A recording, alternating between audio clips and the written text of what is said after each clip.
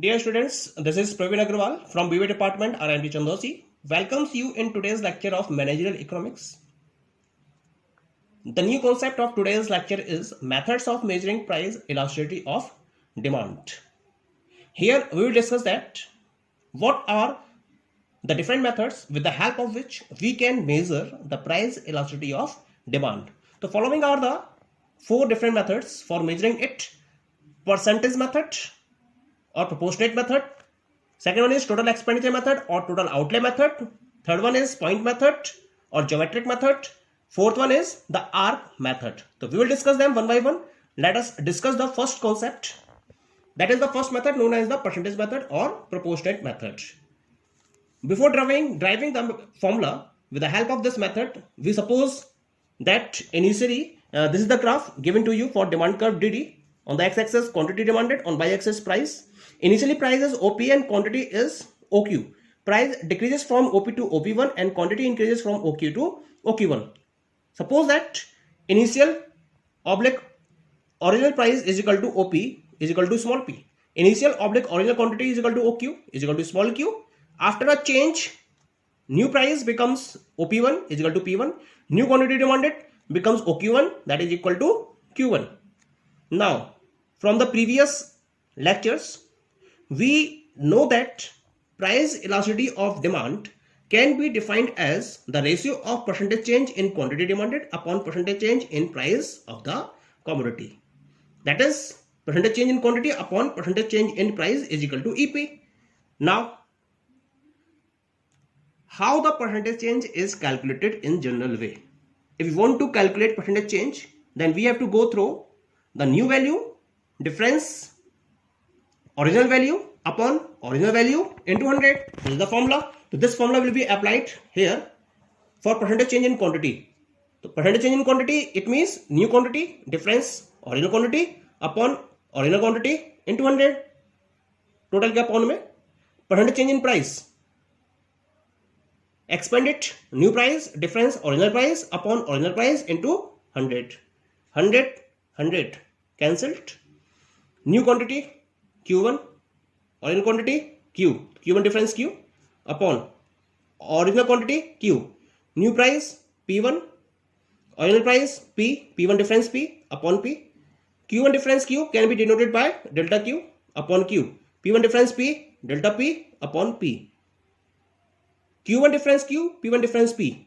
So when we will get the values, then one of the value will be negative because one is increasing and other one is decreasing. So we will have the negative sign. Okay. Now come to the next page. So we have EP is equal to minus delta Q upon Q into P upon delta P. Interchange Q, shift Q here and delta P here.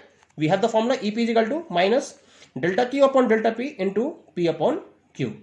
So this is the formula for price elasticity of demand through percentage method, through which we can calculate the values of EP for given values of P and Q. Here we are having a negative sign. This negative sign refers to the inverse relation between price and quantity demanded of the commodity. Clear? When we use this formula and get different values of EP, then for these different values of EP, we can define the different degrees of price elasticities as follows. That is given here. Suppose we get the value of EP is equal to infinite. Infinite means it will be perfectly price elastic demand. If EP is equal to 0, it will be perfectly price inelastic demand. If EP is more than 1, it will be relatively price elastic demand. If EP is less than 1, it will be relatively price inelastic demand. And if EP is equal to 1, then it will be unitary price elastic demand. Clear? So this is the percentage method through which we can calculate the value of price elasticity of demand and can define then what will be the nature of price elasticity of demand. Now we move towards the second method. This method is known as the point method or geometric method. Point method. Under this method, we measure the elasticity of demand at a point on a straight line demand curve. Just look at the graph here. I have taken a graph. On x-axis quantity, on y-axis price. A straight line demand curve is there, Mn. Mn is the straight line demand curve which is touching the x-axis at the point N and y-axis at the point M. A point is P is there.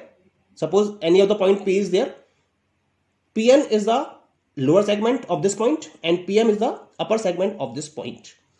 Here we have to identify the price elasticity of demand at the point P. So for determining the price elasticity at the point P, we follow the point method or geometric method. Clear? So geometric method measures elasticity of demand at different points on the straight line demand curve. How it is measured?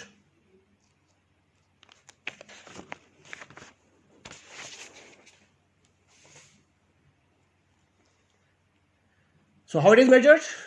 We have the definition of this method.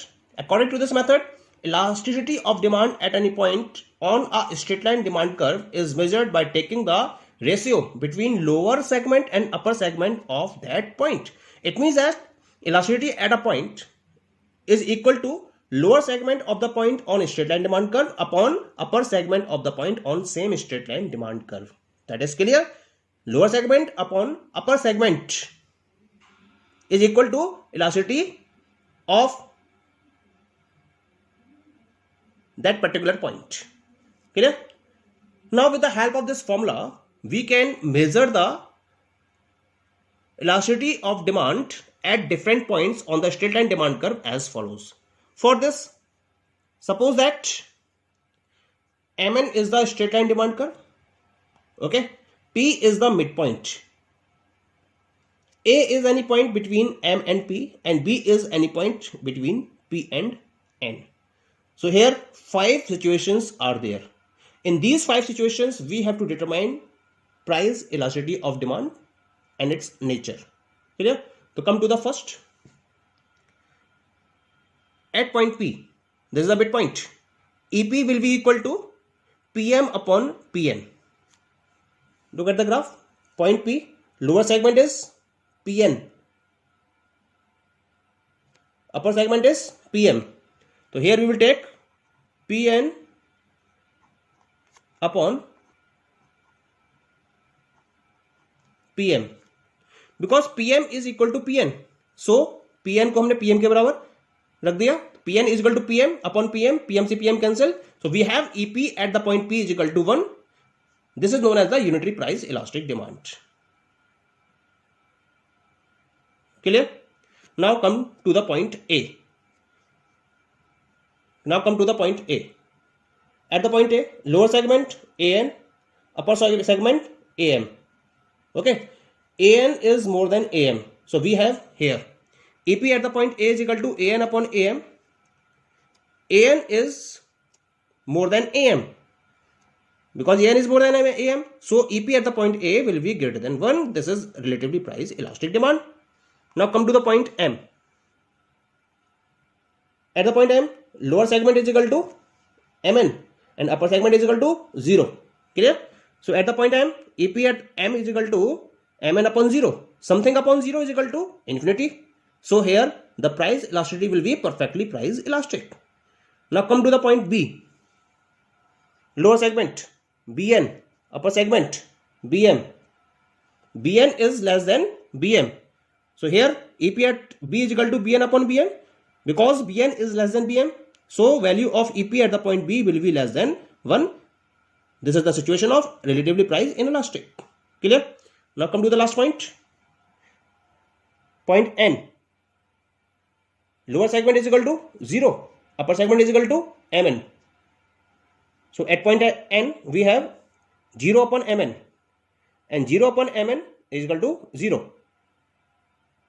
This refers to the situation of perfectly price inelastic demand. So we are having the different degrees of price elasticity as follows. Look at the graph. At the point P, EP is equal to 1. At the point A, EP is greater than 1. At the point M, EP is equal to infinity. At the point B, EP is less than 1. At the point N, EP is equal to 0. In this way, we can determine different types of price elasticity at any of the point on a straight line demand curve. Thank you.